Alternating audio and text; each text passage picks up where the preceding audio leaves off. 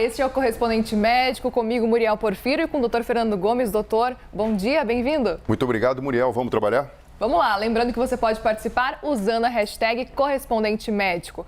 E o nosso primeiro assunto não poderia ser outro. É a nova variante do coronavírus, batizada pela Organização Mundial de Saúde como Ômicron. Essa cepa foi identificada primeiro na África do Sul, mas já se espalha por vários países do mundo. Essa é a quinta variante do coronavírus classificada como variante de preocupação, assim como a Delta e a Gama. Então, uma classificação feita pela OMS. Segundo especialistas, o que chama atenção nessa cepa é o alto número de mutações presentes no seu material genético. Pelo menos 32 mutações já foram identificadas. Doutor, vamos começar então do zero. Mostra pra gente quais são as características dessa variante, pelo menos o que a gente sabe por enquanto, né? Bom, vamos lá, Muriel. O que é uma mutação? É uma mudança na característica do vírus que acontece devido à sua replicação dentro do corpo das pessoas frente a ambientes diferentes, até mesmo, por exemplo, indivíduos que foram vacinados ou não. Então, o que chama atenção em relação a essa variante especificamente é a quantidade de mutações e deleções relacionadas com a proteína S. Vamos lembrar a estrutura do vírus? A gente tem o material genético do vírus envolto por uma membrana e nós temos a proteína spike, que até dá um nome do coronavírus, que parece uma coroa, como ponto de conexão com as células do corpo humano e a sua entrada. Então, o que traz preocupação? Você pode imaginar o seguinte: se eu tenho ali a chave mestre que faz com que o vírus entre dentro da célula sendo alterada, perguntas como: é mais transmissível? Pode ser mais letal? Ou então, as vacinas que nós desenvolvemos são eficientes também para combater esse tipo de variante? Então, é isso que fica rondando a nossa cabeça e a ciência ainda busca informação sobre isso. Outras variantes preocupantes, você muito bem citou, a alfa do Reino Unido, a beta da África do Sul, a delta da Índia e a gama daqui do Brasil, que na verdade tem a característica de se espalhar por um grande número de pessoas, que faz com que a gente fique atento para entender se existe algum desafio a mais ou não. E não estranho o nome, né? Na verdade, esses nomes seguem o alfabeto grego, é por isso, então, a Ômicron, que é a mais nova variante com esse nome por causa do alfabeto grego. Agora, doutor, o que são essas deleções na proteína S? Quando a gente fala deleção, a gente fala a inexistência, por exemplo, de uma parte do próprio segmento genético relacionado com a produção dessa proteína em si, da proteína S, o que faz com que ela tenha características estruturais diferentes. Então, você imagina o seguinte, bem simples: eu tenho uma chave e uma fechadura.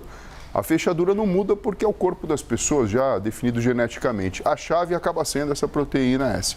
Se eu mudo essa chave e ela usa uma outra estrutura, ela pode ser mais eficiente para entrar dentro da célula ou até não. É lógico que a gente tem que pensar o seguinte: para o vírus, a manutenção dele a longo prazo, o mais racional, não é ele ser um tipo de ameaça que sai matando todo mundo, porque com isso, na verdade, ele acaba tendo um inimigo muito voraz, que acaba sendo o próprio ser humano que, colocado aí à prova, deixa de ser um meio interessante para ele viver. Para o vírus é mais interessante que ele seja menos letal, para que ele possa, sim, viver mais. Mas é lógico que a gente está falando aqui de mutação, é muita informação diferente, é muita alteração, e é lógico, a nossa expectativa é que, na verdade, seja como as outras, de alguma forma a gente consiga manter o controle e que as vacinas que já são existentes que continuem sendo eficientes. Mas se não forem, a ciência obviamente vai encontrar um formato de fazer adequações. Mas até lá, todo cuidado é pouco. Exatamente. Agora, doutor, chegou uma pergunta aqui pela hashtag Correspondente Médico da Ana Cláudia Ferreira. Ela pergunta o seguinte: as pessoas que estão infectadas com a Ômicron já tiveram outra cepa ou já tinham sido vacinadas? Então, nós não sabemos disso tudo ainda, mesmo porque como funciona na prática? Vamos pegar o exemplo do passageiro que chegou aqui, o brasileiro. Bom, você faz o diagnóstico por um teste que ele tem o coronavírus. Eu só vou saber se esse coronavírus é uma variante do tipo Ômicron se eu faço o sequenciamento genético e então tenho ali confirmado que tem essas alterações, deleções e mutações na proteína S. Se eu não fizer um estudo aprofundado, na verdade eu não vou saber. Então essas informações, acredito que em breves semanas ou meses a gente vai ter aqui prontinha para todo mundo. E por que as novas variantes surgem, doutor? A gente tem uma mistura, né? Primeiro, o sistema imunológico de todas as pessoas infectadas trabalhando a todo momento, fazendo uma seleção natural. Ou seja, o que eu quero dizer? Não é que todo coronavírus entra no corpo de qualquer pessoa e de uma forma muito simples ele vai lá e provoca uma devastação. Isso não é verdade. O próprio sistema imunológico, vacinado ou não, está sempre brigando e sempre, na verdade, oferecendo uma resistência. Nós temos a presença das vacinas também. Então, qual que é a tendência, Muriel? Se eu tenho um vírus que muitas vezes ele é eliminado por uma forma natural, os que, na verdade, têm uma facilidade de ir adiante com infecção e com a sua própria manifestação clínica, acabam ficando mais preponderantes. Então, dessa forma, as variantes acabam surgindo quando a gente mistura isso no horizonte do tempo e muitas vezes elas são mais adaptáveis, eu não digo nem mais agressivas, nem mais inteligentes, mas adaptáveis, elas acabam predominando. A nossa preocupação é existir aqui algum problema que possa remeter a gente no começo da pandemia. Por isso, a importância de tentar garantir o acesso da vacinação para todos, de modo geral, para toda a população do mundo, né? Porque esse é algum ponto específico que é a desigualdade de vacinação. Agora, doutora, especificamente com relação ainda à variante Ômicron, o que a gente já sabe? Ela é mais perigosa, é mais letal, é mais transmissível ou tudo ainda está sendo estudado? Não temos essa resposta. Muriel, tudo ainda está sendo estudado, mas o que existe é uma preocupação baseada no conhecimento científico que a gente tem até agora. Se eu tenho muitas mutações, isso pode se tornar alguma coisa imprevisível para o meu conhecimento. Se eu tenho alterações no ponto de conexão da célula, que dessa forma o coronavírus pode entrar ou não, ou fazer mais lesão ou não, eu fico, obviamente, de orelha em pé. Então, o que a gente sabe, na verdade, é que existem muitas alterações, isso chama atenção, e num ponto muito estratégico do coronavírus, que, em última análise, pode até tornar ele mais fraco. Mas, na verdade, a nossa preocupação é que seja o contrário. Doutor, rapidamente, para a gente se proteger contra essa variante, é o de sempre, máscara? É o de sempre, Muriel. Máscara, manter a questão do distanciamento, evitando aglomerações, higiene das mãos, não levar a mão nos olhos, na boca, no nariz, vacinar. Então, se você ainda não se vacinou ou conhece alguém que não se vacinou, por favor, vamos fazer a nossa parte, porque isso é o que a gente tem para fazer atualmente para combater essa e qualquer outro tipo de variante. Exatamente. Agora a gente vai para o próximo assunto, mas que ainda está relacionado com a Covid-19.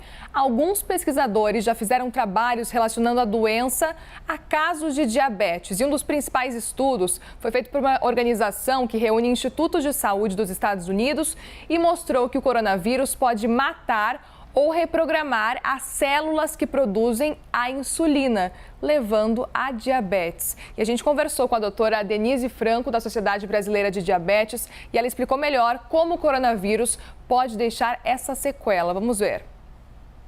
Um dos mais estudados é o processo inflamatório importante e a produção de substâncias que nós chamamos de defesa do organismo, em que podem levar a uma situação que nós chamamos de resistência insulínica. Então, com isso, a nossa insulina, que coloca a glicose para dentro da célula, tem uma dificuldade de ação. Nesta situação, um paciente, por exemplo, que já vinha com pré-diabetes, ele aumenta o risco de ter aqui diagnosticado a doença. Entre outros fatores, nós podemos citar também o uso de corticoterapia. Então, os pacientes eles utilizam muitas vezes essa medicação, que também pode aumentar o risco de desenvolver o diabetes. E a situação muscular, por exemplo, pacientes que desenvolvem uma fraqueza muscular importante no pós-Covid também tem maior risco de ter essa situação de resistência insulínica. Doutor, isso é novo, né? A gente já tem até uma arte para explicar como que o coronavírus, então, ataca o pâncreas e pode causar essa diabetes. Muriel, a gente precisa entender o seguinte, o diabetes é uma doença que deve ser diagnosticada e tratada a qualquer custo porque tem uma grande associação com outras complicações, como, por exemplo, infarto agudo do miocárdio, um processo de cegueira, neuropatias, enfim. Isso independente do tipo de diabetes, isso fica muito claro. O que a gente tem notado é que o coronavírus tem deixado sequelas nos mais diversos órgãos, nos rins, no aparelho reprodutor, no coração, no próprio cérebro. A gente tem falado bastante sobre isso. E quando a gente pega o sistema endocrinológico, o que foi notado é que esse aumento diagnóstico pode ter dois motivos principalmente. O aumento da resistência à insulina, então seria algo que o coronavírus acaba desempenhando nas células do corpo, dificultando a ação da própria insulina, e também o acometimento do pâncreas. E aqui cabe a gente dizer que no pâncreas existem células específicas, as células beta, que são responsáveis pela produção da insulina. Então, uma explicação plausível para isso seria o comprometimento endocrinológico dessas células especificamente, fazendo então que a produção possa ser insuficiente. Mas a gente não pode pensar só nisso, a gente tem que pensar na resistência periférica. Muitas vezes o pâncreas pode estar ali muito bem, obrigado, mas o próprio corpo muda o seu padrão de relacionamento com a insulina e fica resistente. Então a orientação é a seguinte, uma vez que o indivíduo tem o coronavírus, ele, enfim, não teve uma evolução grave ou se teve e sobreviveu, deve procurar o acompanhamento médico para diagnóstico precoce e tratamento. A gente percebe que são muitas novidades que estão surgindo, não só do ponto de vista agudo, né? A gente não quer que ninguém tenha complicação, que precise ir para UTI, principalmente que não morra, mas a longo prazo a gente ainda está entendendo muita coisa, Muriel. Então, independentemente se a pessoa teve Covid de forma leve ou de forma grave, o ideal é mesmo procurar a ajuda de um médico para fazer essa varredura e descobrir se pode ter alguma tendência a ter diabetes. Sim. Agora, existe um outro fenômeno também interessante. Por exemplo, na pneumologia, que é muito dito. Muitas pessoas tinham ali uma asma, que muitas vezes era subclínica, e depois que tiveram o coronavírus, começaram a passar então com um especialista e alguns diagnósticos que estavam ali embaixo do tapete começaram a ser feitos. Então você percebe como, na verdade, o coronavírus ele fez um chamamento e faz um chamamento à questão da pandemia para que todo mundo passe a cuidar do seu corpo de uma forma diferente, respeitando ele muito mais e, sobretudo, utilizando a medicina, porque se você diagnostica um problema precocemente, Muriel, você tem mais chance de ter uma vida melhor. Sem dúvida. Agora, existem diferentes tipos de diabetes, né?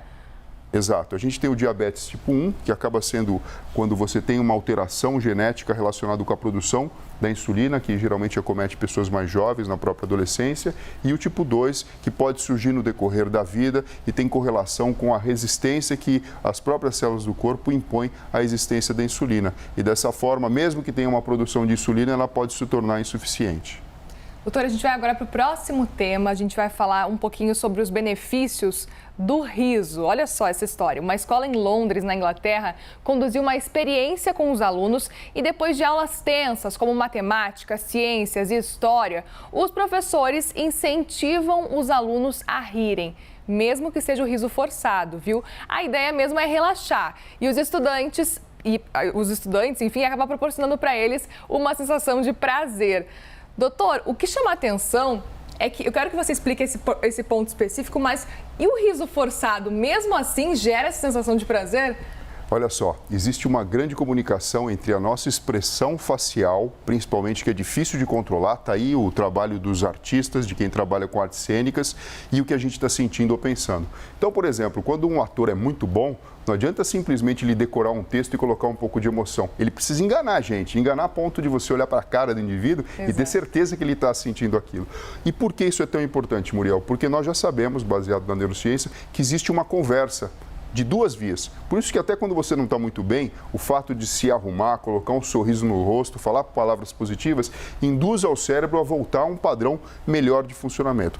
Nesse caso específico, quando a gente dá risada, principalmente aquela gostosa que faz barulho, que a gente movimenta e respira até diferente, dois circuitos acabam sendo acionados, que tem como neurotransmissores correlacionados a própria endorfina, que na verdade modula a nossa questão de tensão e até mesmo a analgesia natural. O que eu quero dizer com isso? O indivíduo, por exemplo, quando está jogando bola e se machuca, continua jogando porque existe a liberação de endorfinas durante o calor ali da sua atividade. Exato. E a própria risada pode levar à liberação dessa substância e esses circuitos que estão aqui traçados em azul são acionados. E também a dopamina, e eu posso falar mais, inclusive a serotonina também, que modula o nosso humor. Então, além de uma sensação de bem-estar que a própria dopamina dá, a gente tem essa arquitetura cerebral sendo modificada por uma atitude que muitas vezes ela é feita de propósito, não é nem que a coisa é muito engraçada, mas o fato de você levantar o astral, principalmente na comunicação, dessa maneira faz com que o cérebro tenha essa leitura e você quebre então o próprio estresse. Não deixando de ressaltar o seguinte, níveis de cortisol que estão relacionados com o estresse também acabam ficando reduzidos com essa atitude. Perfeito. Dizem que, na verdade, a risada é o melhor remédio, né? Então, é mais ou menos por esse caminho. Sempre rir. Isso faz parte de pensar positivo e de mandar para o cérebro essa informação do tipo, olha só, vamos quebrar o gelo e vamos funcionar diferente. E agora, doutor, quais outras ações podem provocar esse tipo de sensações, esse tipo de efeito, como a risada, por exemplo? O esporte e o sexo. A gente sabe que essas duas funções, que são duas atividades que uma acaba sendo até mais instintiva do que a outra, elas são capazes de, através do trabalho organizado do próprio corpo, com atividade muscular, com acionamento do circuito de prazer, podem provocar uma sensação e um bem-estar semelhante. Então, a partir do momento que a gente entende esses recursos, e a gente chama isso aqui, Muriel, de metacognição, quando eu começo a entender o processo mental. Porque tem uma coisa muito interessante, de todos os órgãos do corpo humano, o único órgão que é capaz de entender a si próprio é o cérebro. E quando a gente está falando disso de uma maneira bastante aberta, a gente entende que existem recursos naturais que podem ser utilizados. Por exemplo, como você está falando aqui, na sala de aula, para a gente quebrar o gelo, diminuir a tensão e aumentar o processo de aprendizagem. Perfeito. Então, tudo isso, toda essa sensação, essa mudança, então, começar a rir, mesmo de forma forçada, pode causar uma sensação de bem-estar e até acalmar a pessoa. Podemos garantir isso? Podemos garantir assim, e eu até falo, olha, você que está em casa também pode colocar um sorrisão no rosto hoje, mesmo que não esteja lá muito bem, tem algum motivo para não estar muito feliz, porque você vai perceber que no decorrer do dia o seu próprio astral acaba mudando. Programa Mente, então. Exatamente. Obrigada, doutor, pela participação. Obrigado a você, Muriel. Pessoal, se cuidem e até breve. Este foi mais um Correspondente Médico.